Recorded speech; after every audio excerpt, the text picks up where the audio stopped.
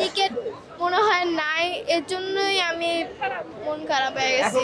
আসছিলাম তো অনেক দূর থেকে বরবাদ দেখার জন্য, এখন আমরাই বরবাদ হয়ে গেলাম। আফসোস নিয়ে যাচ্ছি বাসায়, কিন্তু আশা ছিল যে বরবাদ সিনেমা দেখেই যাব। তো খুবই দুঃখজনক বিষয়, আগামী 3-4 দিনের টিকিট বুকিং হয়ে গেছে, এখন তো আমরা টিকিট পাইনি। আর অনেকক্ষণ ধরে দাঁড়িয়ে আছি, ওনারা বলতেছে যে না, টিকিট এখনো শনিবারের পর থেকে টিকিটের সম্ভাবনা আর কি রয়েছে।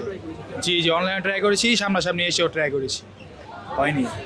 দুঃখজনক বিষয়। সিনেমা দেখতে এসেছিলাম, কিন্তু এখানে অনেক রকমের ফটো পেয়েছিলাম, আমি ভাবছিলাম ওইগুলো একটু দেখে শেষ করব, কিন্তু যখন শুনলাম টিকিট মনে হয় নাই, এর জন্যই আমি মন খারাপ হয়ে গেছি। আফসোস নিয়ে যাচ্ছি বাসায়, কিন্তু আশা ছিল যে বরবাদ সিনেমা দেখেই যাব। আমাদের সুপারস্টারের সিনেমা অবশ্যই তো দেখার একটা আগ্রহ থাকি, তো ওটার জন্য আসছিলাম, বাট দেখা হলো না, টিকিটটা তো পারলাম না। আসছিলাম তো অনেক দূর থেকে বরবাদ দেখার জন্য, এখন আমরাই বরবাদ হয়ে গেলাম, টিকিট পাই নাই, দুঃখ। দেখি নেক্সট টাইম আসলে যদি আবার পাই। শনিবার পর্যন্ত ফুল টিকিট বুকিং, কোনো ছবি কোনো টিকিট নেই।